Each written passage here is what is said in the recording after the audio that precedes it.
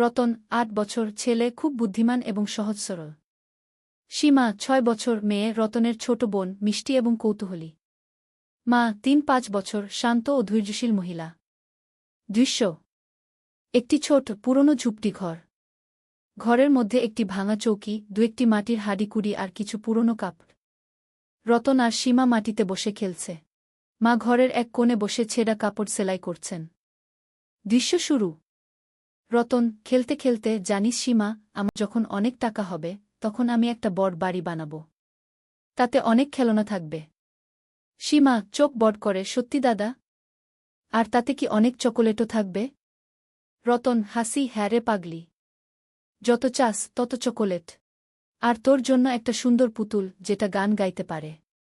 সীমা হাততালি দিয়ে, উফ, কি মজা হবে। মা, তুমি দেখছ? দাদা কি বলছে? মা সেলাই করতে করতে মৃদু হেসে, দেখছি রে মা। স্বপ্ন দেখা ভালো। স্বপ্ন দেখতে হয়। রতন, আর তোমার জন্য মা একটা নতুন শাড়ি। আর কোনো কাজ করতে হবে না, শুধু আরাম করবে। মা চোখ ছলছল করে ওঠে, কিন্তু হেসে ফেলেন, তুই এখনো ছোট রতন। এত বড় বড় কথা ভাবিস না।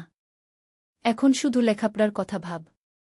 সীমা: কিন্তু মা, দাদাকে তো আমাদের জন্য অনেক টাকা কামাতে হবে। রতন: হ্যাঁ মা, আমি বড় হয়ে অনেক বড় চাকরি করব। মা দীর্ঘশ্বাস ফেলে, দেখা যাক বাবা। ভগবান সব দেখেন। এখন যাও, পড়তে বসো। কালকে স্কুলে পরীক্ষা। রতন উঠে দাঁড়িয়ে, হ্যাঁ মা।